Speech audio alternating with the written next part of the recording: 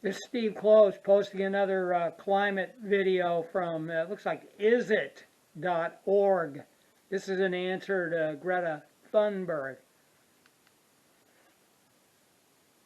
The sun, a soda, and a scientific mystery. As a student, we learn to ask questions about everything. Today, an important question is, what's really causing global warming? We're told it's CO2, but I was surprised to learn it could be something else. We certainly need to find out the truth. Some of my friends think the debate is over. Now, I'm not sure. Taken together, the Great Lakes are the largest body of fresh water in the world, with a huge watershed.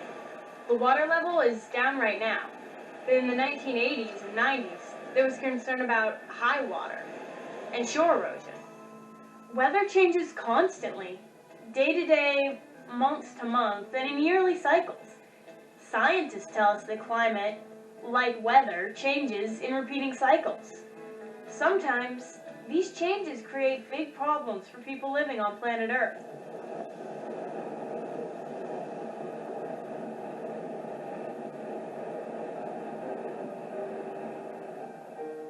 It is an amazing world of stark and dramatic beauty. Giant ice floes seem to rise up from the ocean to stand guard over the mountains and fjords where most of its inhabitants live. We are in Greenland, the world's largest island, isolated between the North Atlantic and Arctic Oceans. The Norwegian Eric the Red came here in the 10th century. He named it Greenland, and his followers settled here. For centuries, they called it home. They came here as the settlers around the year 985, and they found green valleys with a little, with trees up to 3 or 4 meters high, a lot of grazing land, a beautiful countryside for a farmer. Back then it was warmer, there was more trees, it was a very good farming land, very fertile, very green. Rumors of this wonderful land must have spread, so you had more inhabitants. We think of this as a rough life, but they have had fashionable clothing and they have had time to play. It's been tough, but they have had good times as well. By 1100, the Viking communities in Greenland were vibrant and thriving. Then, within just a few hundred years, they were wiped out because the climate had changed.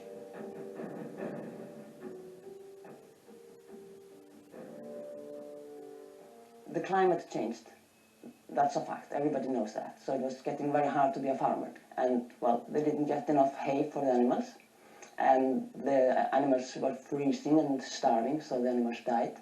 And when the animals die, the people die. Around the year 1350, representative of the Bishop Brigada visited Western settlement, and he wrote home and told that there's no one here.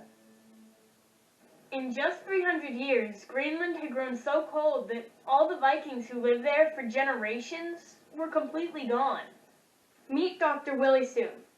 He's a scientist who studies climate. They must have wondered what happened to our climate system. I mean, did we do something to cause this? That would be really, really useful to learn from the Vikings' example. How do we go about coping with big natural changes in the sun and the Earth climate system? So, how can humans cope with natural changes in the climate system? Scientists study the past to help them understand what's causing similar changes today, and they're finding natural cycles that move between periods of warm and cold. They've learned about these cycles by using a variety of techniques: ice cores, sediment cores, and tree rings, and they've identified a likely cause. Meet Dr. David Legates. Climate is not a constant. We go through periods where it's much warmer, where it's much colder. We go through periods where it's wetter and drier. So the one thing we can say about climate in the future is that it will change. As the Vikings' green land turned to snow and ice, other parts of the world were cooling down too. In England, the River Thames began to freeze over. So did canals and waterways in the Netherlands. The Earth's climate was entering what scientists now call the Little Ice Age. Condition is quite severe. In Western Europe, you can see people were actually praying in a church while the glacier is advancing. Essentially are praying that, please, God, don't let this ice coming and then ruin our village. The Little Ice Age is a part of a series of climate change eras that have been scientifically identified. In Europe, there was a warming period at the height of the Roman Empire, followed by a cooling during the Dark Ages. The climate warmed again during medieval times, followed by the Little Ice Age during the Renaissance. The Little Ice Age ended at about 1850. So over the past 150 or so years, we've been in a cycle where the Earth has generally been warming. And this current climate cycle is what most people call global warming.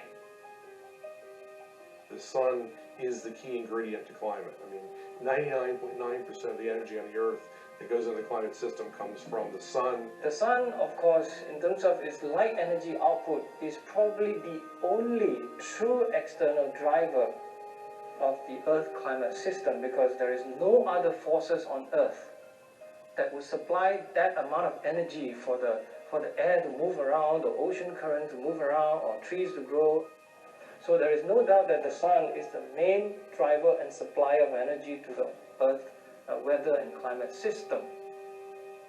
So, the sun's magnetic fields experience regular, natural cycles.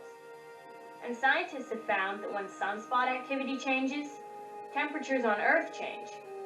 Variations in radiation from the sun would logically contribute to variations in temperature and climate on Earth. Dr. Soon says this is important when we're trying to understand climate patterns. One thing is certain. The sun's natural cycles are a primary driver of natural climate cycles here on Earth. You have such a strong indication that there is this close relationship between how much the energy output from the sun changes and then how much the temperature changes. What about the role that carbon dioxide, or CO2, plays in the Earth's climate? Is the warming being caused by human-generated carbon dioxide? Is it the sun? Or is it a combination of these and other things? Humans do affect our environment, and one of the ways they do that is change the constituents in the atmosphere. I think the biggest driver is going to be other natural fluctuations, and carbon dioxide plays a small role in that. The modern warming of Greenland has been going on since 1850, long before human-generated CO2 was increasing. In general, there's a consistent warming pattern. The best available records of temperature and atmospheric CO2 over the past 650,000 years indicate that the Earth's temperature always rises first, followed by a rise in carbon dioxide.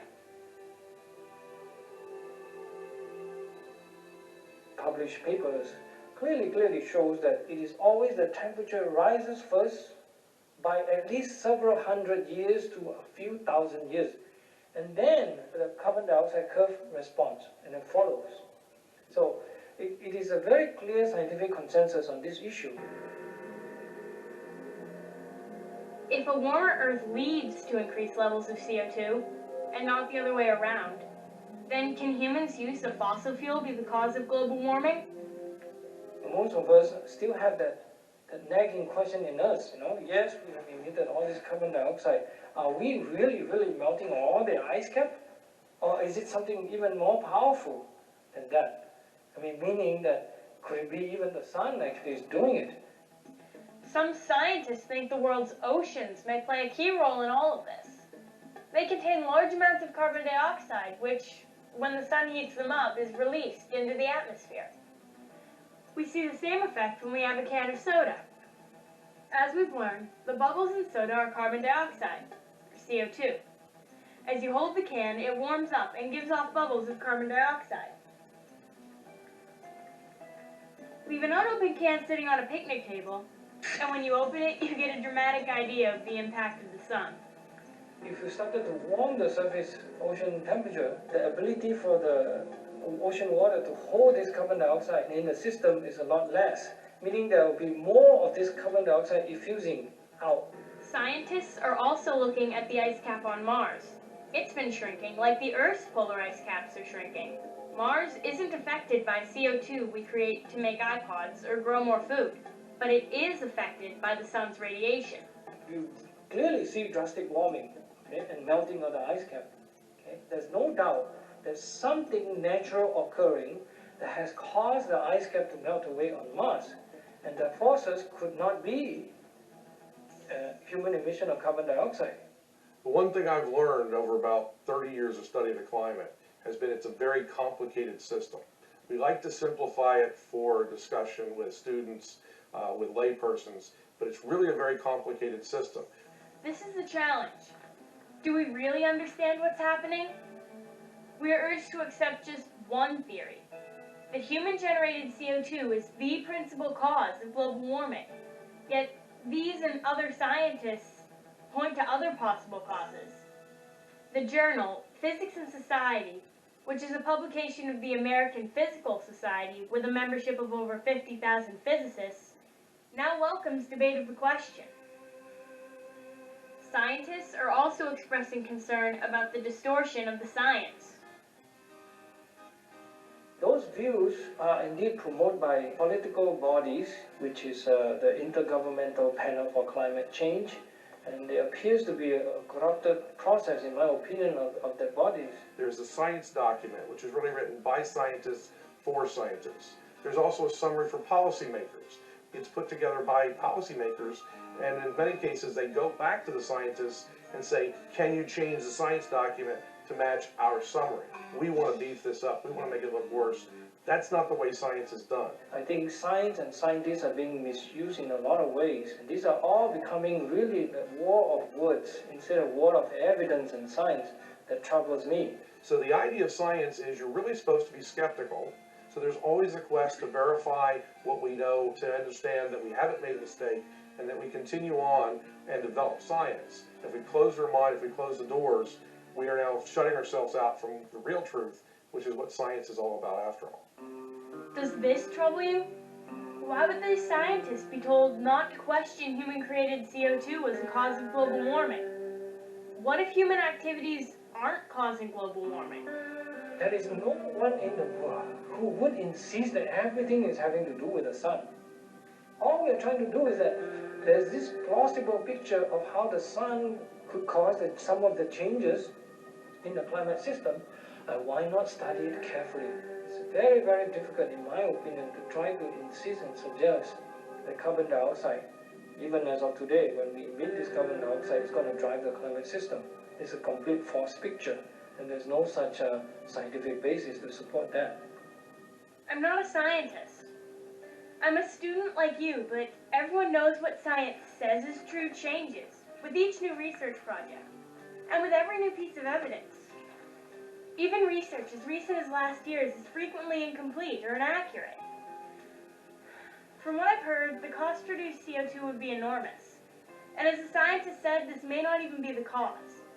We could create disaster for poor countries and hardship for all of us, and not change the pattern of warming and cooling. We need to encourage scientists to consider every possibility. We need to get this right. Don't you agree?